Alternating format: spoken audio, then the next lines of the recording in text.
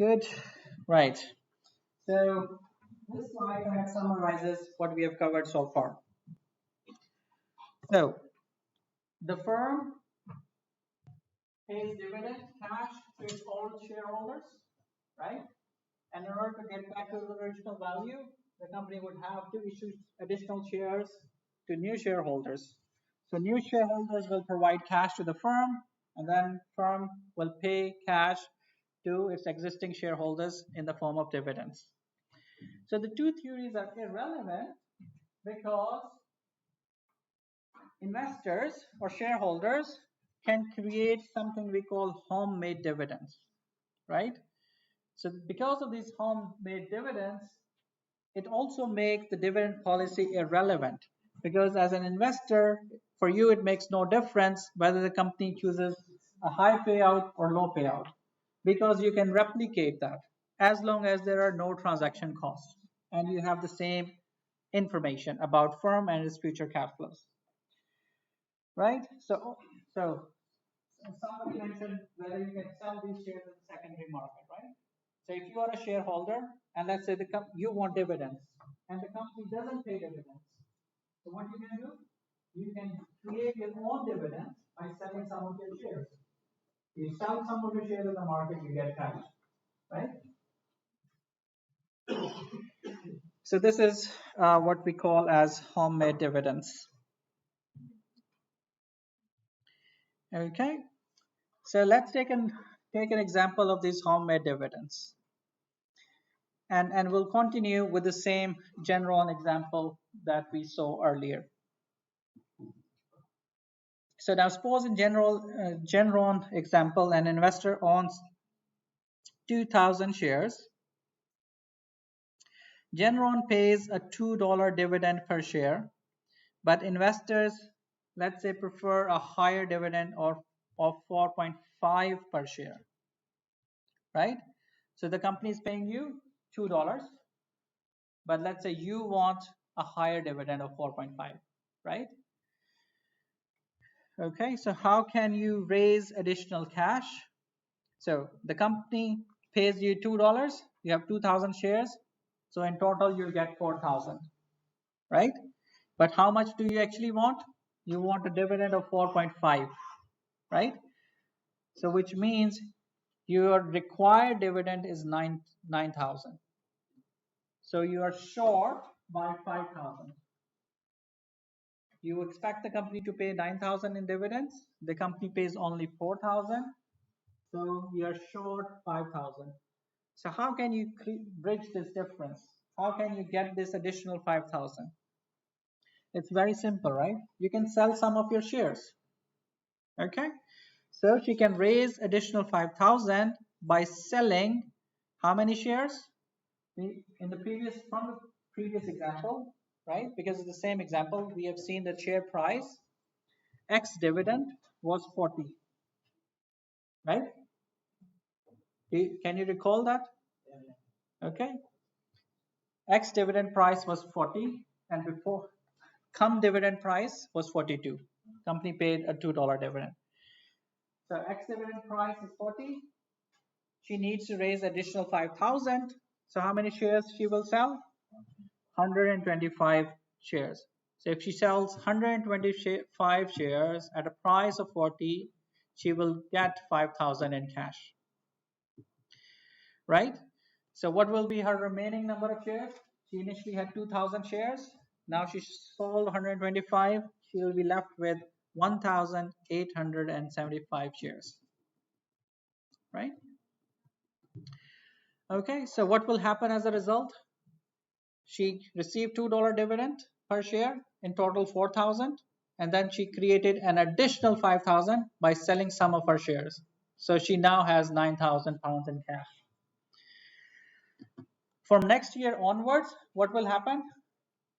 In the example, the cash flows next year were 48 million, and there were 9 million shares outstanding, right? The cash flow for dividend per share was 4.8.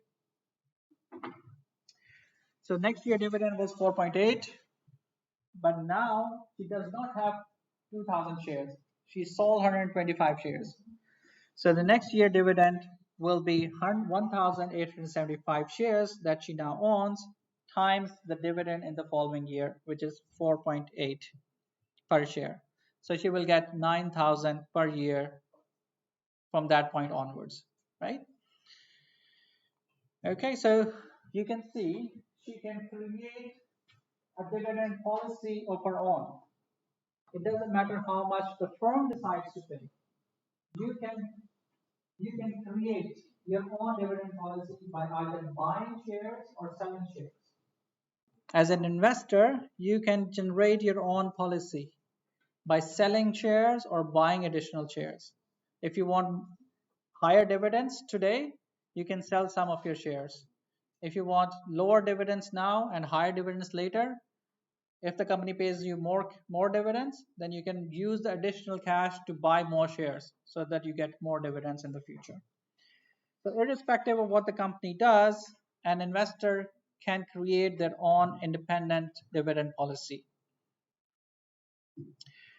Right. So this was just a recap to show you that, you know, in the two. So this is something that we have seen earlier, right? I had this slide again to remind you of the price. The price, ex-dividend price was 40. Okay. Good. So again, we see that the dividend policy is irrelevant because investors can create a policy of their own, right? So irrespective of what the firm decides to pay, they can, investors, shareholders can create a policy of their own either by selling shares or by buying additional shares. But again, we have seen that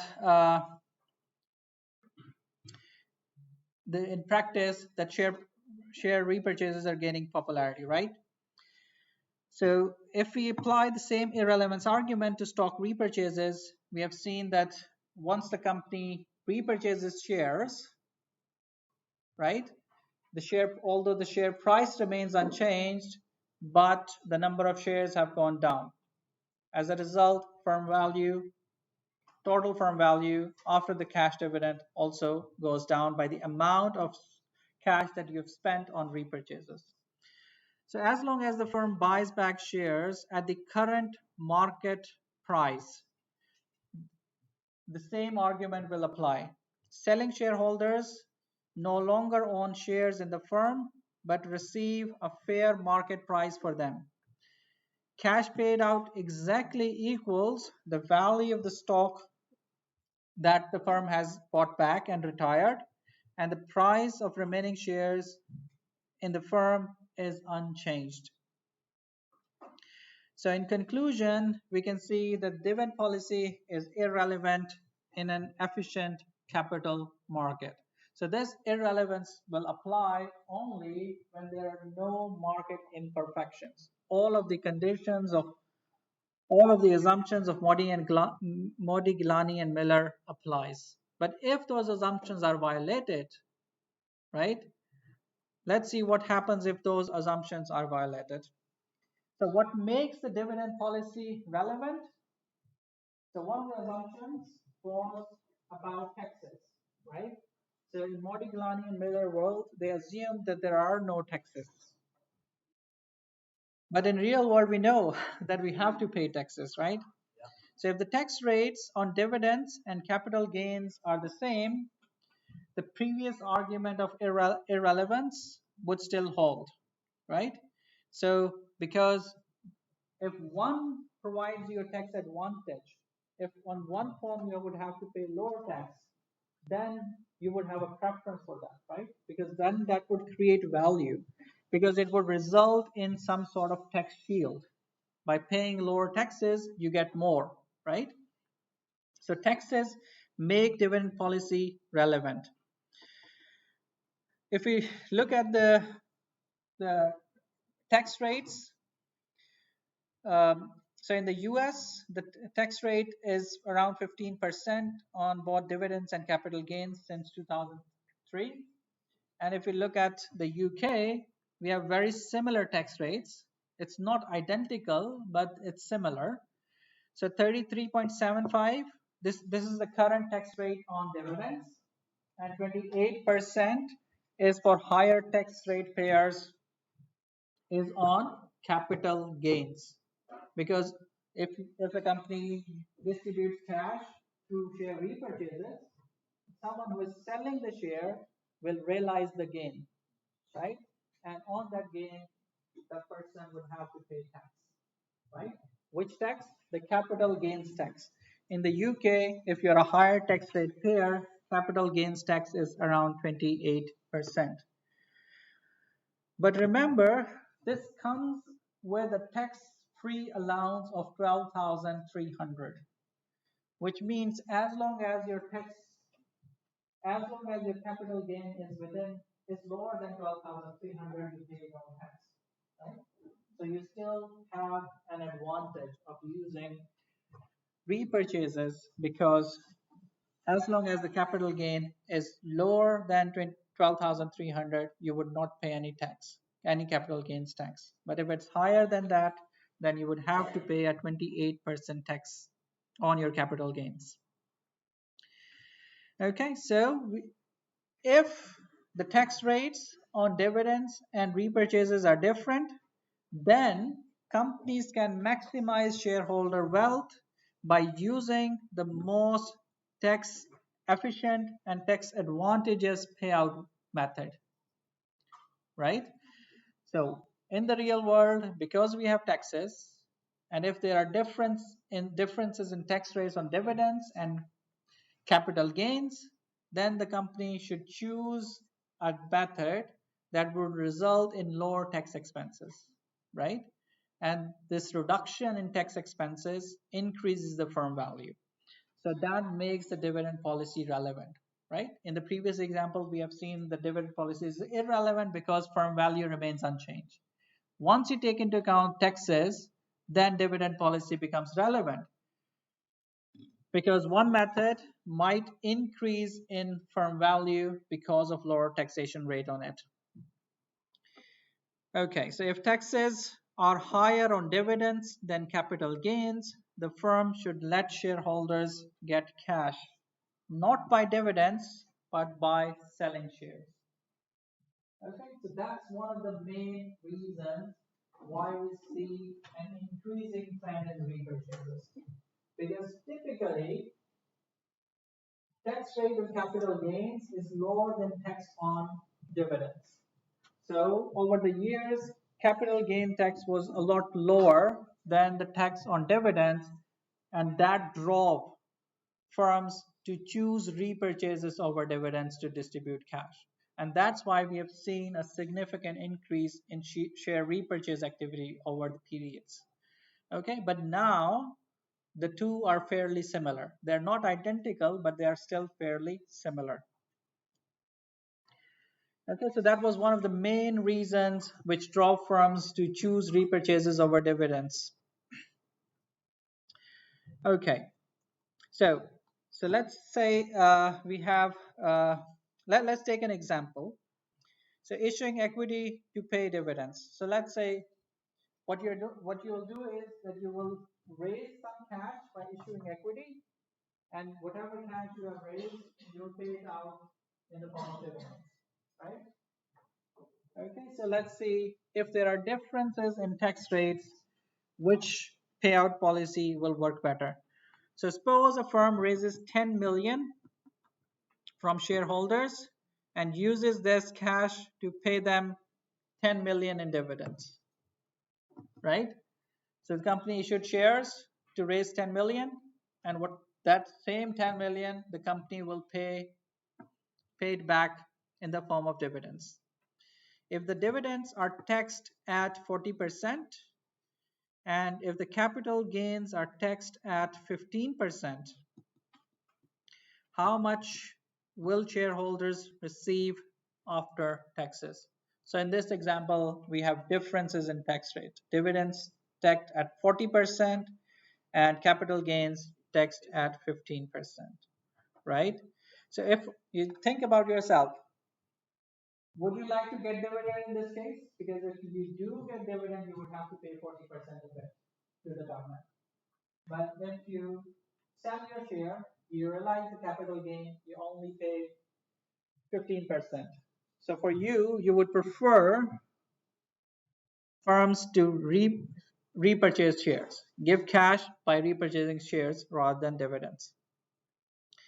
So in this example, shareholders will owe 40% of 10 million, right? If 10 million is paid through dividends, they will have to pay 4 million in taxes, because the value of the firm, and so we know once the firm pays dividend, stock price goes down by the amount of dividend, right? In this case, company pays dividends of 10 million, right? So 10 million of cash is being paid out, which means the value of the firm will drop by 10 million, right?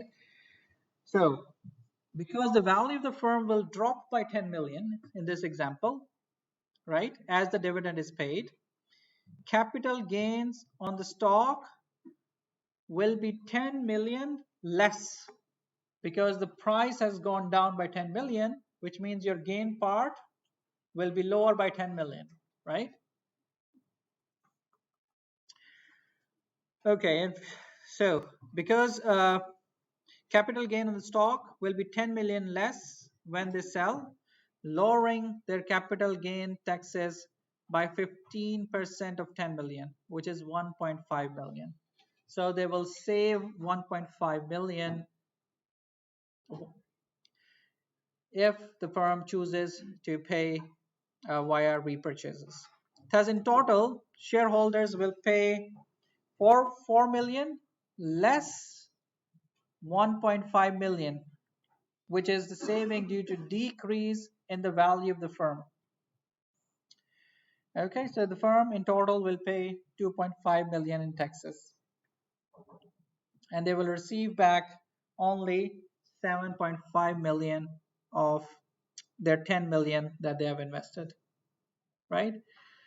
So once there are differences in taxes, so you can see if the firm raises 10 million and decides to redistribute that 10 million again, right? Which is the tax efficient way? If you pay it via dividends, you'll get how much? 6 million, because you'll pay 4 million in taxes, right? But if you decide to, if you do pay it by dividends, right? 4 million would go to the taxman, right? To the government in the form of taxes. But because the value of the firm will drop down by 10 million as well, right? So you will save 15% on capital gains, and that saving is 1.5 million. So the net effect is 4 million minus 1.5 million, which is 2.5 million. As a result, you will uh, receive 7.5 million. So compare this with 6 million. If the company chooses to pay by dividends alone, right? 10 million payment, 40% tax, you get 6 million. But if it's through repurchases, the value is 7.5 million because of the saving of 1.5 million. Right. So this shows if there are different tax rates on dividends and capital gains, then dividend policy becomes relevant. Then the firm should choose a payout method that increases the firm value. So here I have another example for you. Given that we are running out of time, it's exactly the same thing what I showed you, right? So I'll let you do this in your own time.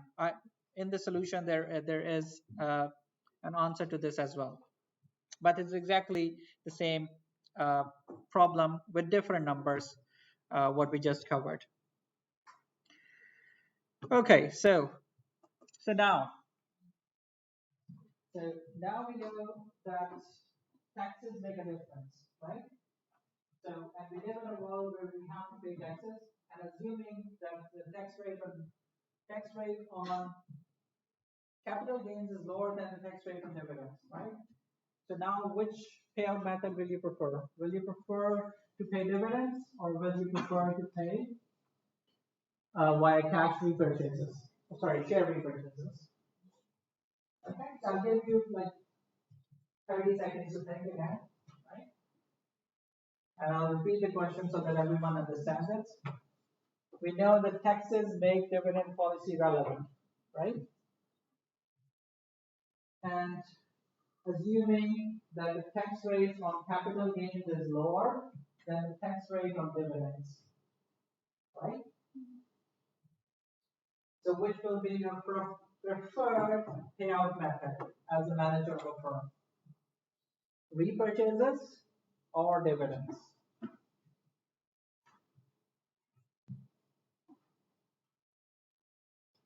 And as I told you, generally capital gains tax is lower. Capital gains are taxed at a lower rate than dividends. Right? Okay. Have you made up your mind? No?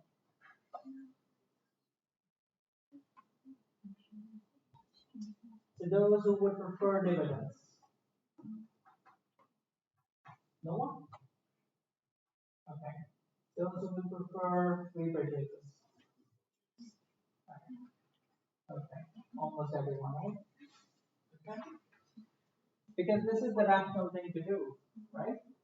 Because if you distribute cash for the repurchases, investors will pay lower tax. They will keep more money in their pocket. So dividend policy becomes relevant when you pay via repurchases, right? So what will be the optimal payout policy in this case? Since everyone will pay via repurchases, right? All of you chose to pay via repurchases, right? Given the tax differences. So the optimal payout policy will be only via repurchases, right? If this was true, and if this is the case, then why do we see dividends, right? We know that capital gains are taxed at a lower rate than dividends, and repurchasing is a tax efficient way to distribute cash to shareholders, right? So why do we still see dividends? If repurchases results in higher firm value, right? Optimal dividend policy should be repurchases. Then we should not see any dividends at all. But we do see dividends, right? So this is in literature known as the dividend puzzle. Okay. Given that the tax rate on capital gains are lower, tax rate on capital gains is lower than that of dividends, managers' preferred way to distribute cash must be repurchases and not dividends. Because repurchases in this case would maximize firm value. But we still see dividends. The optimal policy is only repurchases. Why do we still see dividends? We call it the dividend puzzle, right? We still see dividends because there might be some investors who would prefer dividends, right? There may be a preference for dividends. And also, we still see dividends because there are heterogeneous investor tax brackets, and there is this clientele effect. So not all investors will pay the same tax rates. So if, for example, you are a lower rate taxpayer, right, then the difference in capital gains tax and dividend rates may not be substantial, right? In fact, in that case, it might be possible that having dividends might be advantageous. Okay. So not everybody is a higher tax rate payer. So those who have lower income, they might prefer having dividends. So a firm pays a dividend twice or 4 times a year. In the UK, dividends are paid semi-annually. In the US, they are paid quarterly, right? So if, for example, think about you, if you are an investor, right, and you prefer capital gains rather than dividends. So what can you do? Instead of getting dividends, you can avoid getting dividends. How can you avoid getting dividends? So let's say you are a shareholder and the company announced a dividend, right? You want dividend. You don't want dividend. Why you don't want dividend? Because you will be taxed at a high rate, right? So how can you avoid that? You can sell it before the ex-dividend date, right? Okay, and realize the capital gain.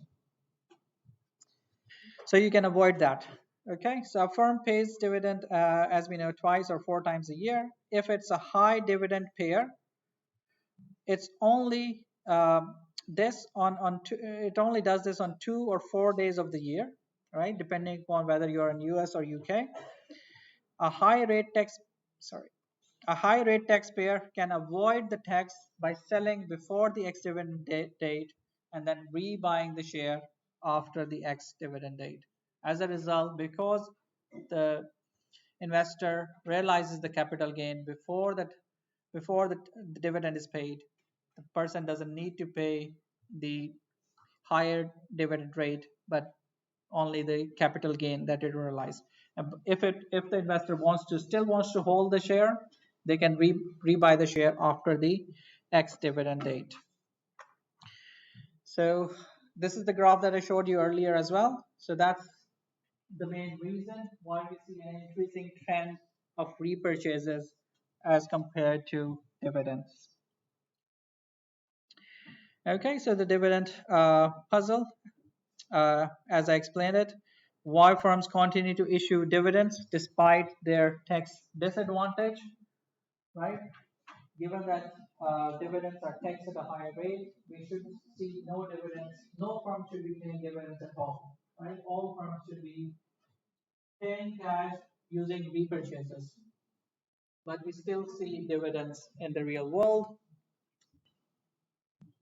So one of the main reasons is that investors, they have different tax brackets, and those tax brackets are based on their income. Another reason is the clientele effect, which we'll talk about on the later slide as well. So we talked about taxes, right? And we talked about signaling already. We talked about signaling, when we were having having the discussions, having the question answer sessions.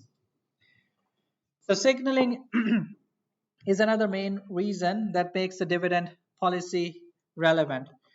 So the dividend policy, where we see that dividends are irrelevant, assumes that there is no information content in the dividends. But if there is information content in dividend announcements, then it makes dividend policy relevant. So communicating information via payouts. So you can use these payouts as a signaling mechanism, right? So what she said earlier, that if a company pays dividend, other investors will get the signal that this is a good company that generates a lot of cash flows, right? So its firm value as a result can potentially increase. So if managers increase dividends, that again signals to the market that the firm expects to generate more cash flows in the future. The reverse is also true. If the company cuts dividends, that sends a negative signal to the market that the firm's cash flows are likely to be lower. As a result, there is a downward revision in price. So you can use the payout policy as a signaling mechanism.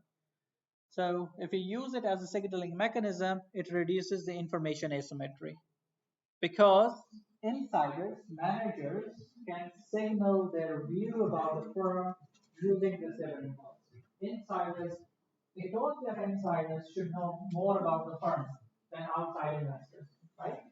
So if insiders, that the firm's cash flows are likely to be higher, firm has good growth projects, good growth potential, it has good positive NPV projects to invest in, so in future cash flows are likely to be higher, so you can signal to the market that the cash flows will be higher by offering to pay higher dividends. So in efficient efficient capital markets assume investors know as much as managers about the firm's future prospects, right? So one of the assumptions of efficient market is everybody has the same information, insiders as well as outsiders, right? There are no information asymmetries, but in real world we know there are information asymmetries. Insiders who work for the firm, who know the firm a lot better than outside investors. So if this condition of information symmetry is violated, right? So if managers have superior information about future earnings, they can use their payout policy to signal this to investors. This is particularly the case if they manage their dividend policy in relation to permanent earnings. Okay, another reason that makes the payout policy relevant is this agency argument. So what is this agency theory? Anyone? Agency theory? What is this agency theory?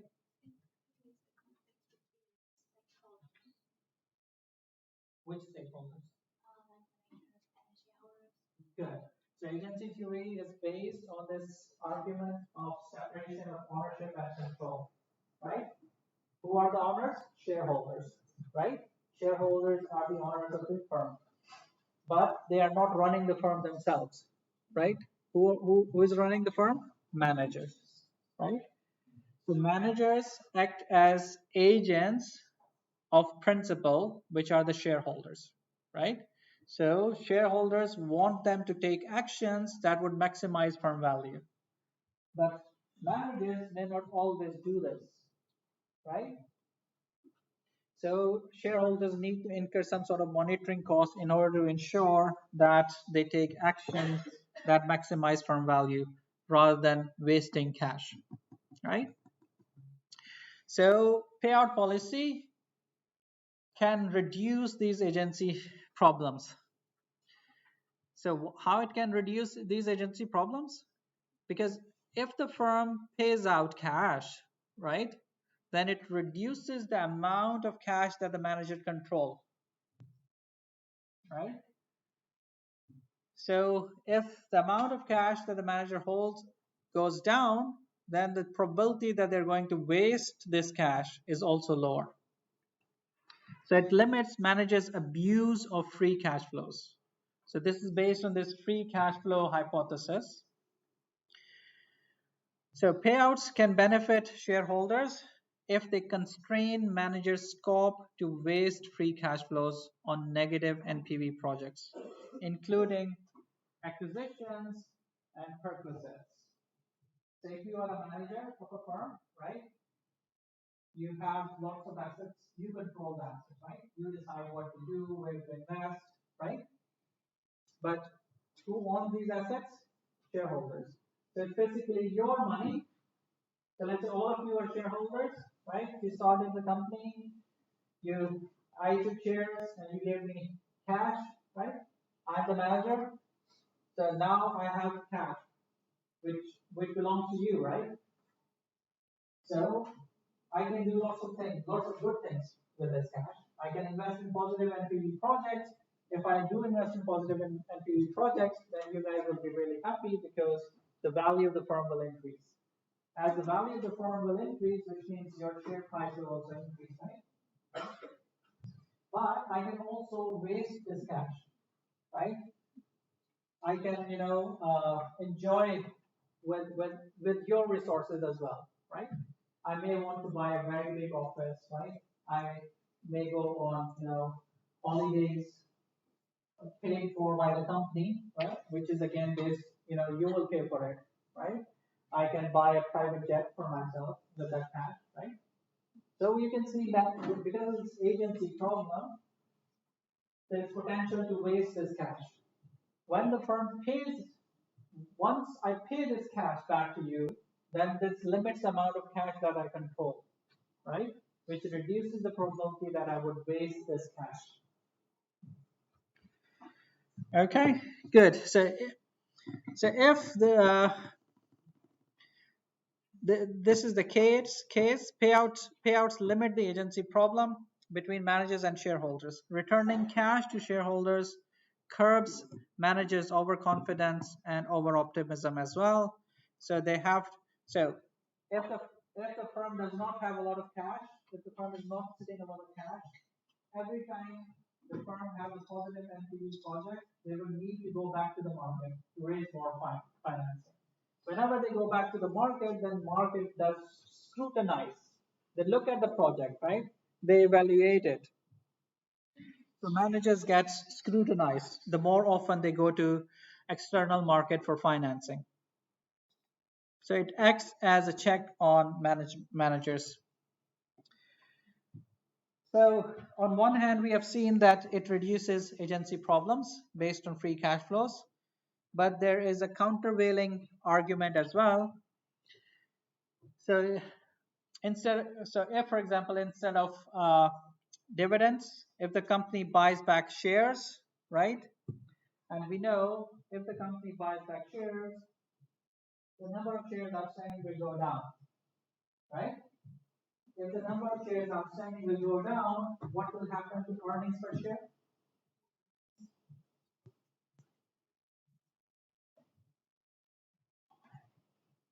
The earnings per share will increase. How do we calculate earnings per share? Earnings divided by number of shares outstanding. If the company buys back some of the shares, denominator goes down, right? Number of shares go down, which increases the earnings per share, right? And we know that managers' bonuses, one of the key measures of managerial performance is this earnings per share, right? So their bonuses are based on earnings per share figure. So by using repurchases, they can manipulate or artificially inflate earnings per share, right? So if managers have, let's say, a particular earnings per share target to meet, if they meet that earnings per share target, they will get a bonus, right? And if, for example, they are unable to meet the target, what they can do? They can repurchase some of the shares, reducing the denominator, which will push the earnings per share figure higher. So they can manage earnings per share figure by repurchasing, by engaging in repurchase activity. As a result, uh, they can earn they can get their bonuses, not earn, get their bonuses, because they haven't actually increased the earnings. They have managed it by repurchasing shares. Okay, so it can also result in increased firm risk, because once you are repurchasing shares, outstanding equity goes down, right? Outstanding equity goes down. So what will happen to debt to equity ratio? Your debt remains unchanged, equity goes down. So your debt to equity ratio will go up, right? So it can increase gearing, which increases the risk, financial risk of the firm. Insiders. Insiders here is referred to managers. Managers' personal tax considerations also affect their payout policy decisions. The way of increasing managerial entrenchment through concentrating ownership. So managers can also increase their percentage ownership in the firm by repurchasing shares from other shareholders, right, through open market. So their proportionate stake in the firm will go up. Okay, and they can use repurchases to fend off any takeover bids from rival companies. So I briefly mentioned this clientele effect, right? And this is based on this argument that given that repurchases increase firm value, payout policy should be based on repurchases and not on dividends, given their tax advantage. Why do we still see dividends? Because one explanation for that is this clientele hypothesis. So different class of investors have different needs. So there is pressure on management for a stable dividend policy, and most firms seem to have a consistent dividend policy based on a medium or long-term view of earnings and investment capital needs.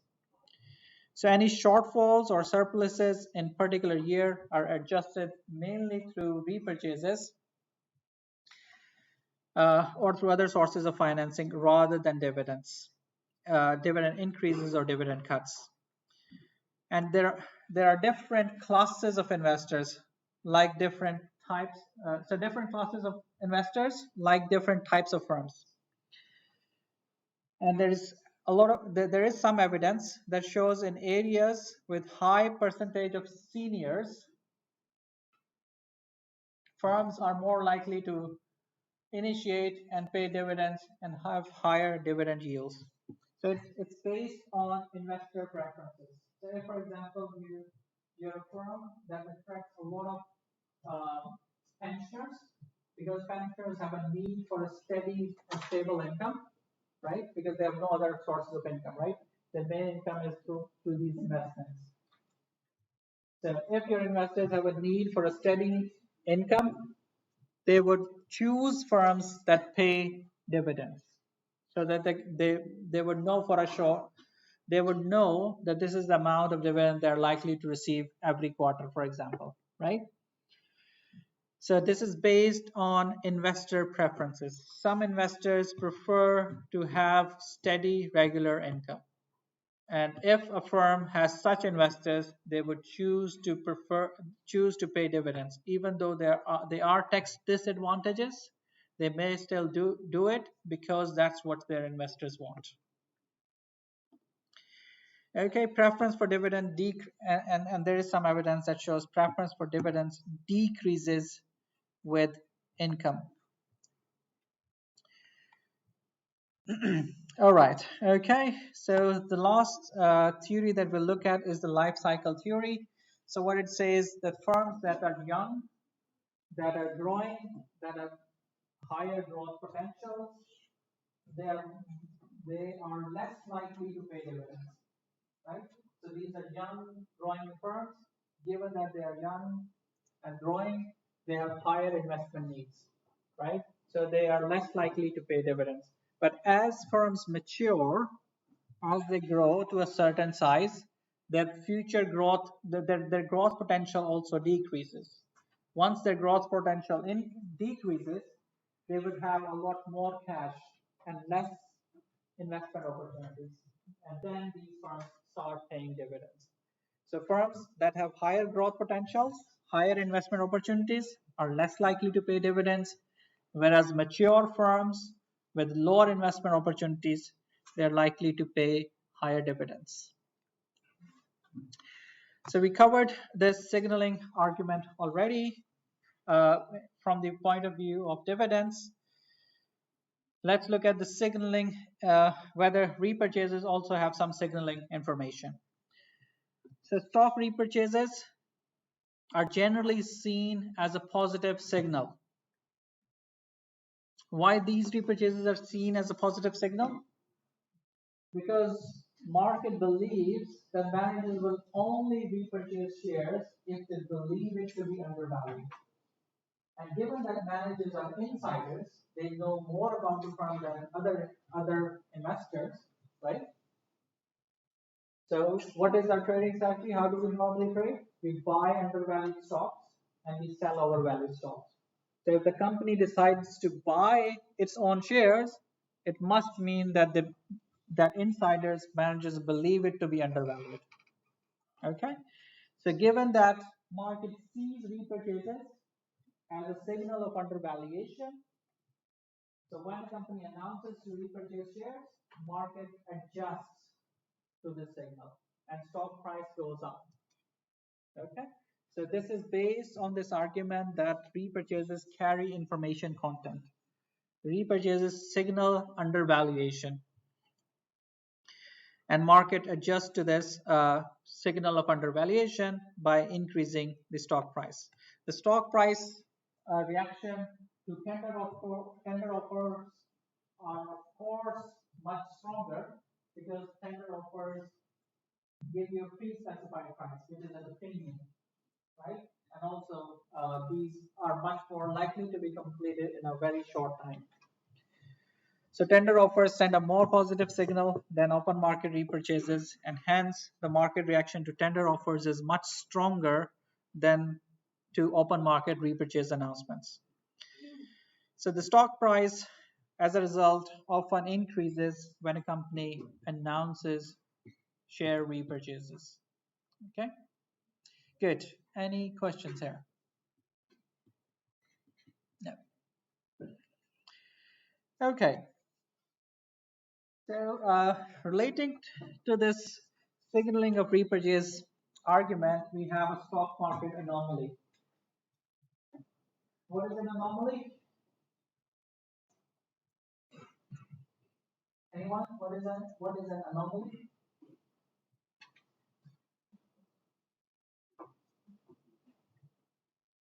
So anomaly is a trading, if a trading strategy allows you to earn abnormal returns,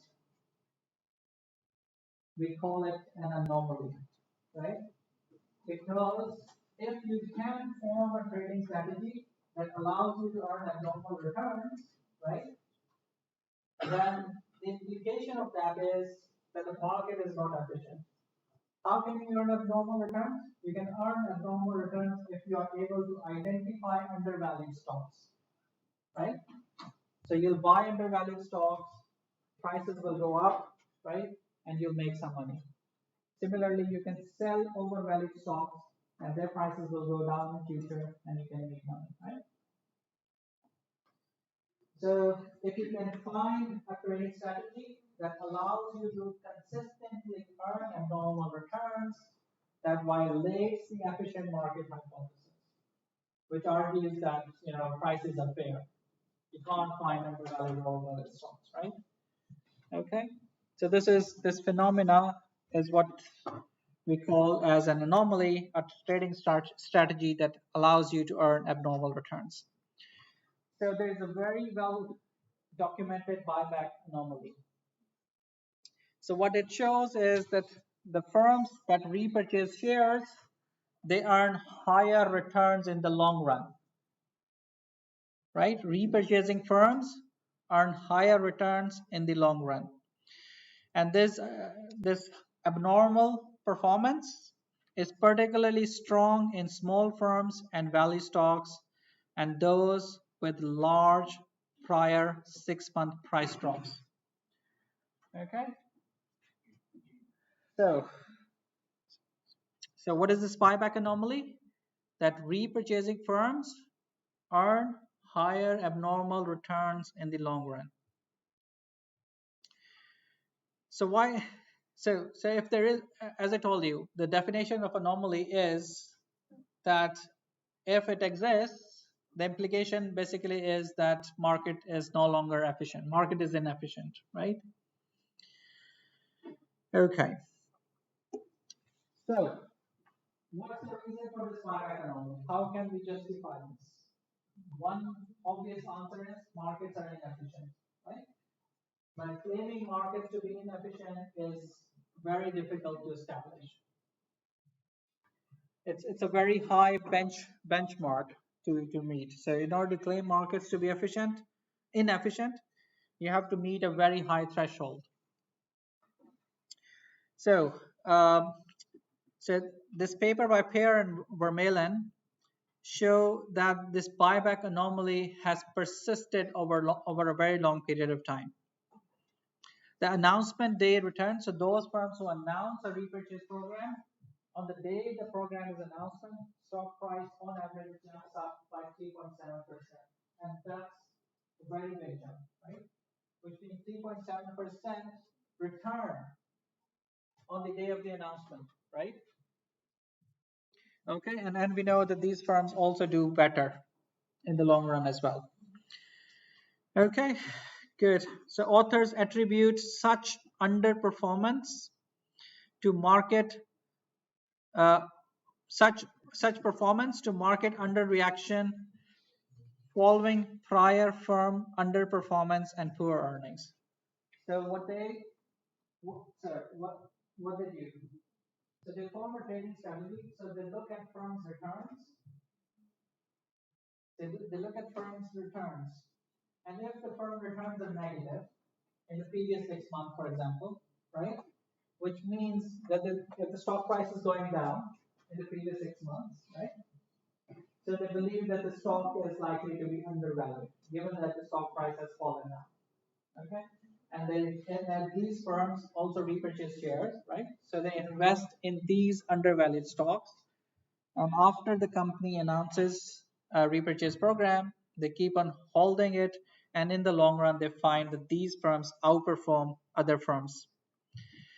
So they also ran the 50 stock KBC equity buyback fund in America from 1998 to 2004. Their total return was about 53%. And you compare this 53% return with an average return of S&P 500 firms and S&P firms of around 10%. So 53% is way, way higher. So they show that firms who repurchase shares earn a lot more than the average firm in the market. Okay, so so Pear and Vermeulen are both professors at INSEAD, and they run this buyback fund, right? And they started this PV buyback USA fund back in 2011. They identify stocks which are undervalued, and they have a special terms to join the fund for INSEAD alumni. Okay, so this graph kind of represents what I just said. So firms that are doing bad in the previous months, right? So they are more likely to be undervalued. So they buy these stocks, and you can see in the long run, these firms outperform. Okay, so this is a broader evidence. So this comes from the same uh, source that I listed earlier. So here, what can we see? We have S&P 500 firms that buy back shares, and then other S&P 500 firms that do not buy back shares, right? So both are larger firms, right? Both are like top 500 firms. So what do we see? 500 S&P 500 firms that buy back, they're represented by light blue color, and those that do not buy back are represented by darker blue color.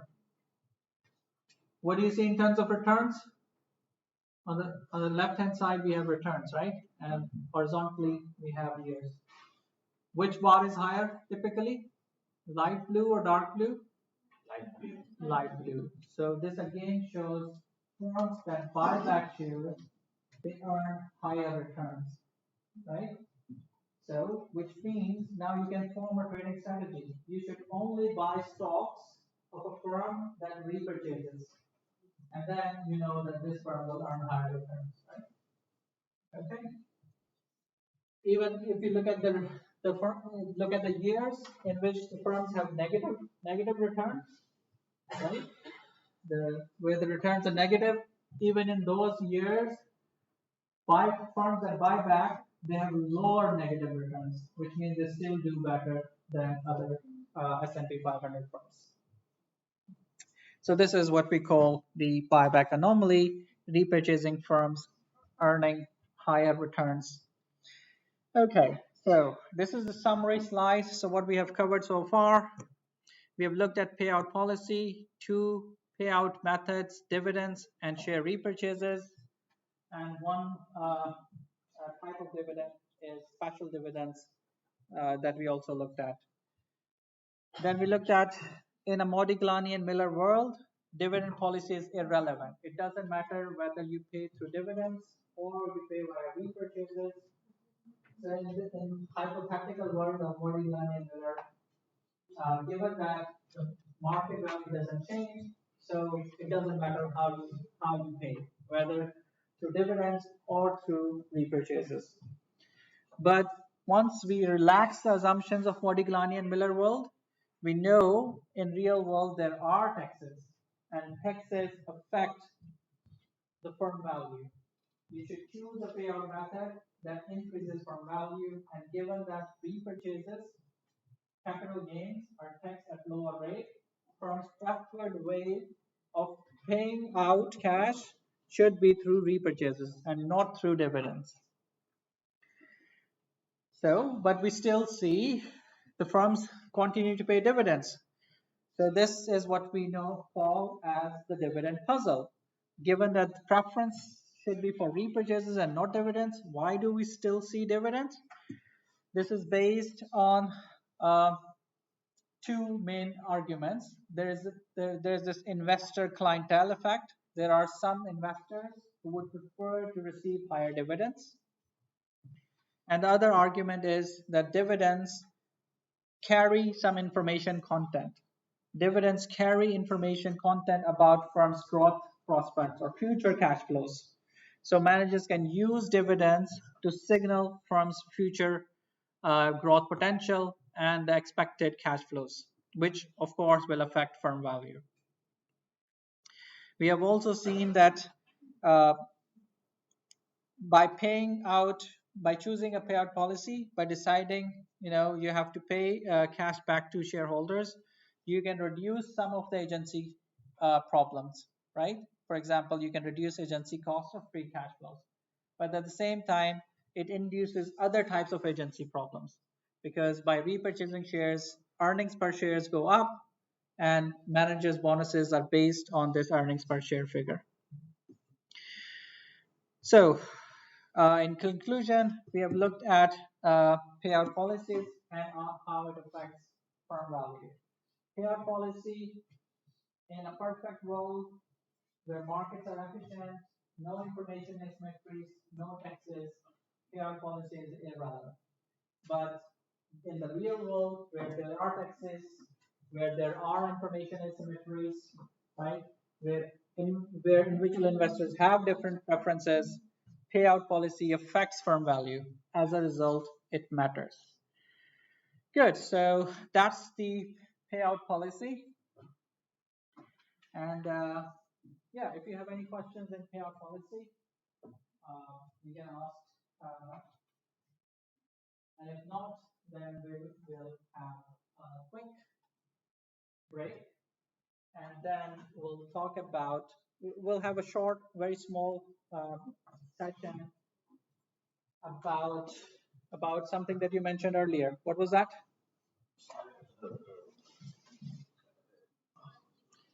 Rights issues, right? So that's the so we have covered the payout policy. Let's have a quick 5-6 minute break. And then if you take a shorter break, we can start early and then we'll try to finish up. So you can leave.